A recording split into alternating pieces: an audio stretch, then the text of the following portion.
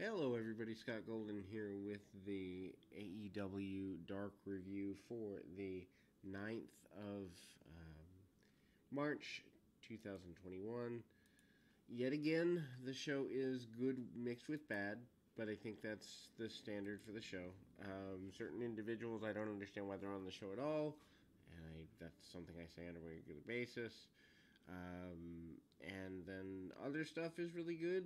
Some stuff just went too long. Lots of pull towards tag matches. Matches run much longer than they need to um, in a lot of cases, and they akin to do, um, you know, I don't know. They continue doing stuff that isn't really necessary. Anyway, Excalibur Taz and Anthony Ogogo are your tag tag stuff. And then Powerhouse Hobbs defeats Angel Fashion in 124. They're doing really good things with Hobbs. I think Hobbs is one of the guys they could build around for the future if they continue doing this. He hits a town business in quick order and manages to win. SCU against Azrael and Danny Limelight. I love Danny Limelight. Azrael, I've never been big on. This going 7.5 minutes, though, not so much a fan. Limelight had COVID 19 late last year, I believe it was. And so this is his first time back. Glad to see him back. Love the fact that he's back. I think he's actually going to be on Dynamite tonight. And so SCU is the number 2 tag team in AEW with a 5-0 record this year. They're they're getting closer to having a championship match, and of course, it's the former tag team champions, first tag team champions. Them going back, is a cool thing. Limelight and Kazarian work a good sequence. Kazarian gets an advantage with a deep front face lock. Limelight escapes and winds up right back where he was. Limelight works over Kazarian in the corner. Gets a double team. Kazarian escapes with with a German suplex. Daniels gets in and gets a near fall off a vertical. And Limelight hit Daniels with an enziguri. Tags in Azrael, who immediately loses the exchange and almost pins him off a tilt-a-whirl backbreaker. Daniels then, distracted by Limelight, gets knocked to the floor. Limelight brawls, and Limelight does a springboard off his partner's back, splashes Daniels in the process for a near fall. Azrael works a chin lock on Daniels. For a little bit, Daniels escapes and gets tagged to Kazarian, and he takes both members of the opposition out. Kazarian dominates and hits the celebrity rehab finisher on Azrael, and Daniels grabs a pin. Story hasn't moved forward with this. Then we go pretty picture Peter Avalon and Cesar Bononi. I don't know why either one are employed. And Ryan Nemeth, I understand why he's employed. Defeat Aaron Solo, Brick Aldridge, and Dean Alexander. I think a couple of these are new people. Anyway, Ogogo is back on commentary. They go just about 6.5 minutes. Avalon takes a lot of offense. He suckers Alexander, hits a cheap shot from Bononi. Alexander is triple teamed in the heel corner. Dropkick by Nemeth, probably one of the better things on the show. Solo gets a tag and cleans house. Bononi catches him off the top and superplexed him. Six-way brawl goes, and Nemeth uses a hangman neckbreaker on Alexander for the pin. At least Nemeth is the one that gets the pin, because he's really the only one in here that has any sort of long-term value that I can see. Lee Johnson defeats Baron Black in 8:04. One of those matches that just goes too long. Black gets an advantage with a reversal into an exploder suplex. Black dominates. Johnson hits a drop kick. Black tries to come back with a German suplex. Johnson super kicks him, and then Death Valley Driver for a near fall. Do we really need all these high spots? Anyway, Black comes back with a dragon screw leg whip and a cloverleaf. Johnson comes up, small package. Surge and near falls, both men exchanging pinning combinations as though this was a 30-minute battle. Black catches Johnson with a German suplex, and Johnson hits a blue thunder bomb for the win. Wasn't Johnson like a member of the Nightmare family? And they kind of downplayed that in commentary. Dark Order, Colt Cabana, Evil Uno, Stu Grayson, Alex Reynolds. Why do we have 8-man matches on these shows, especially with enhancement talent? And also, in all honesty, like, Colt Cabana is good, Alex Reynolds is good. I don't see anything in Uno or Grayson, never did, all the way back to their Super Smash Brothers days. But at the same time, the Dark Order's like 12 deep now? Just why? Anyway, -1 watches the match from the apron while laying down. So I guess he wanted a nap just like everybody else. Cabana joins him for a minute. Match is dominated by Dark Order. Skyline by Cabana off the top rope. Morales eats a flatliner from Uno. Reynolds tombstones Fry on Morales. Uno cuts off one of the guys, gives him a nightfall, leading to Cabana hitting Cruz with the Skyline for the pin. -1 does kip-ups afterwards, and that's probably the best part of the match. Anyway, Varsity Blondes, team I like, against Cameron Stewart and Ryzen. They sure you do use Ryzen a lot. Wonder if they see something in him I don't see.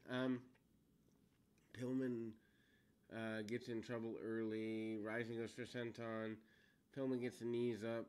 Garrison gets a tag, back body drop, and hits a forearm for the win. Rather nondescript 4.5-minute match. Varsity Blondes are one of the better teams and one of the better creations for this company. Diamante defeats Savannah Thorne. I don't think I've seen Thorne before, and this is definitely her AEW debut. Anyway, match was fine. There's a couple of hope spots for Thorne. Diamante dominates, wins with a code red. Nothing to write home about. Then we go to QT Marshall with Nick Catalamaro defeating Fuego del Sol in 7 minutes and 45 seconds. Again, way too dang long. Anyway, match goes into a rivalry that I guess includes Sammy Guevara's video blog. Commentators did not mention Marshall turning on Dustin and the Nightmare Family at pay-per-view. Del Sol almost hits the DDT he's been going for weeks. Marshall counters that into a pop-up uppercut.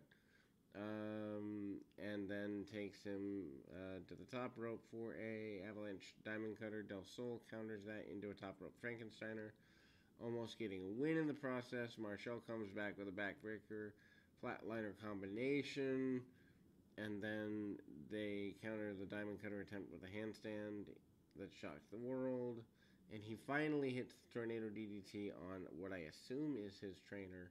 Marshall is not bad. I just wish he were younger, and I wish they had more direction to his character.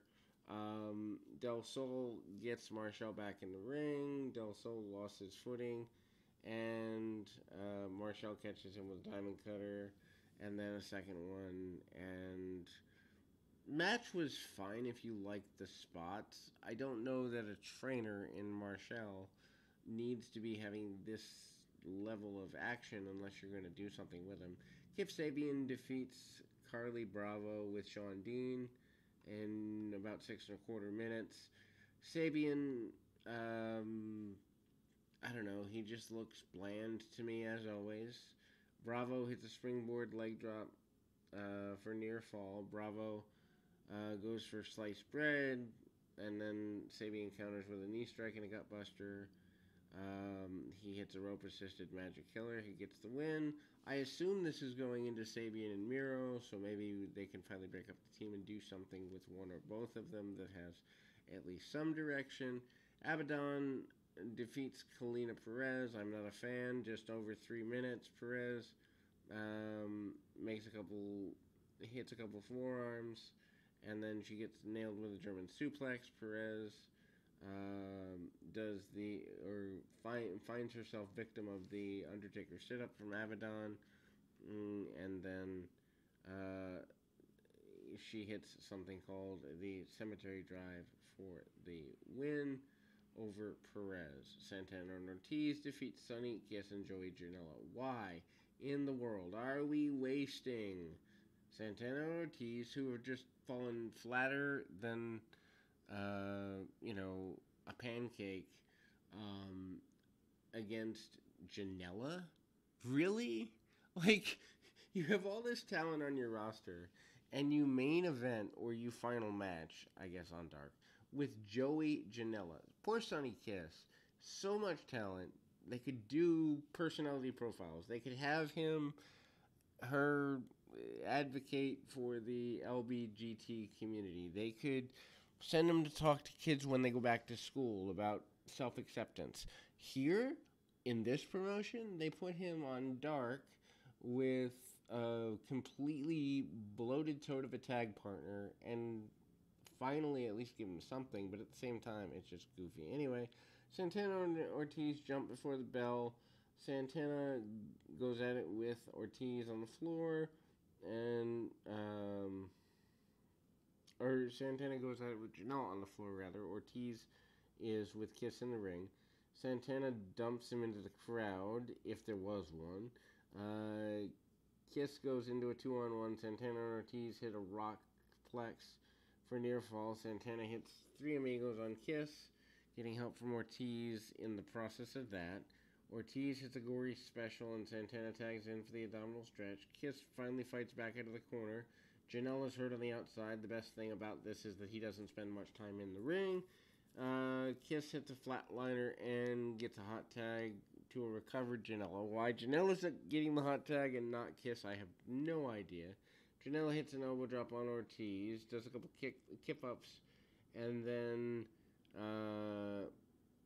Janela takes on both Inner Circle members, springboard DDT on the stage, onto Ortiz for a near fall. Kiss gets the tag, joins Janela, inverted DDT, split-legged leg drop for the win.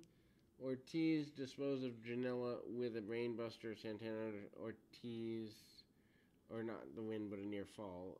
Santana Ortiz hit the Death Valley driver neckbreaker combination to get the pin on Kiss to finish off a very good main event, which wasn't bad from the standpoint that if you look at it from just spots, it was fine. If you look at it from Sonny Kiss hanging with people that are on the main program, this is fine. Joey Janela literally needs to be thrown into a wood chipper as far as his career, not as a person. I'm sure he's a nice guy and he could be a perfectly good Walmart greeter, but as a wrestler, just no. And it's so sad. Anyway, that's AEW Dark. We've got a bunch of Smoky Mountain stuff upcoming. We've got the Impact review later as well, and we've got Dynamite and NXT tonight. So lots of content. Stay with us. Keep your feet on the ground, your mind in the moment. If you need life or business coaching, reach out to Golden Opportunities Coaching, which is my main channel, and we can make that happen.